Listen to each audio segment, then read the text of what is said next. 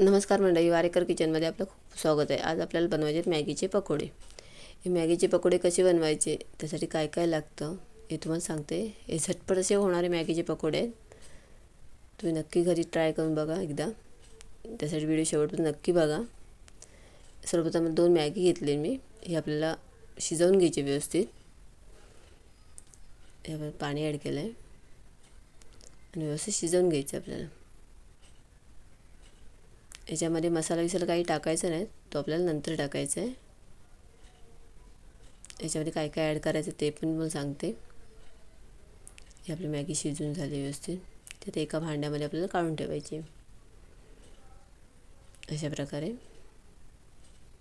मी टोप घेतला आहे. त्या टोपामध्ये मी ते मॅगी शिजलेली मॅगी काढून ठेवते.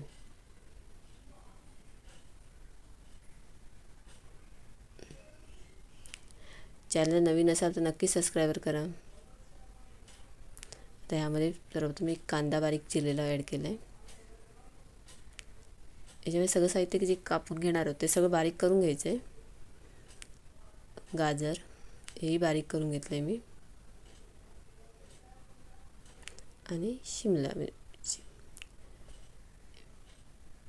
मी छोटी शिमला मिरचीचा अर्धा भाग घेतला आहे, गाजरचाही अर्धा भाग घेतला आणि कांदा एक, आणि ओली मिरची एक.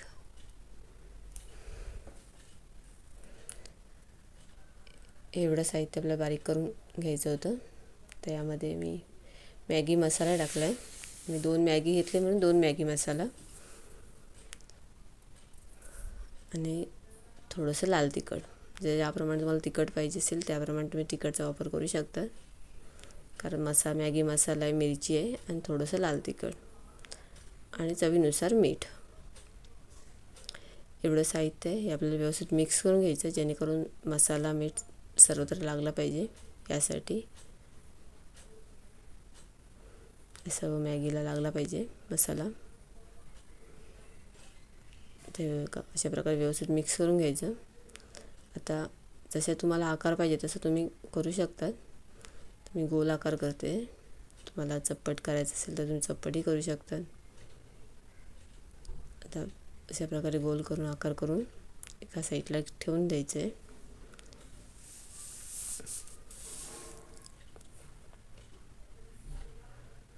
हे आपल्याला सगळ्या मॅगीचे आकार करून घ्यायचे, गोळे करून घ्यायचे पकोडीसाठी, जे आपल्याला तळायचे आहेत.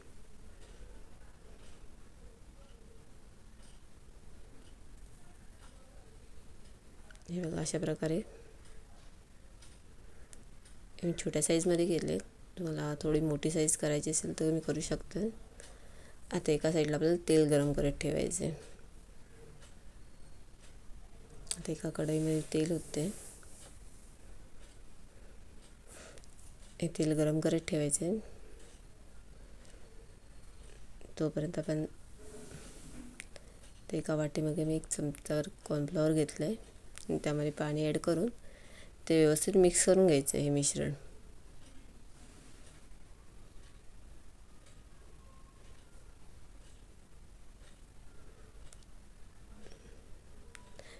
कारण आपल्याला हे मॅगीचे जे पकोड्याचे गोळे करून घेतले ते ह्यामध्ये ॲड करून ते तळायला ठेवायचे. यासाठी तेल पण तापलं, आपलं मिश्रण तयार झालं आहे. तुम्ही बेसनचा वापर केला तरीही चालू शकतो. ते पाण्यामध्ये मिक्स करून घ्यायचे आणि तेल तापलं त्यामध्ये सोडून द्यायचे. थोडंसं पाणी असल्यामुळे थोडी काळजी घ्यायची आणि असं व्यवस्थित चारी बाजून भाजले पाहिजे ते. हे मंद एकदम गॅसवर भाजायचं नाही, थोडासा गॅस फास्ट ठेवायचा आहे. कारण मॅगी आपली शिजलेली आहे आधीच.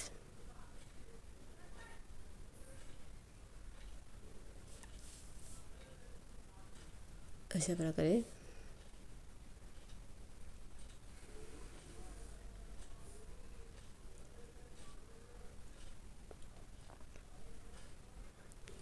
सगळे हे जे गोळे आहेत ते आपल्याला भाजून घ्यायचे. तळून घ्यायचे सॉरी.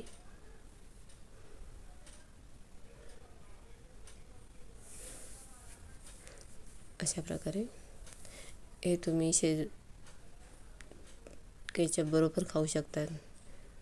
व्हिडिओ आवडला तर कमेंट करून नक्की सांगा मॅगीचे पकोडे कसे झाले.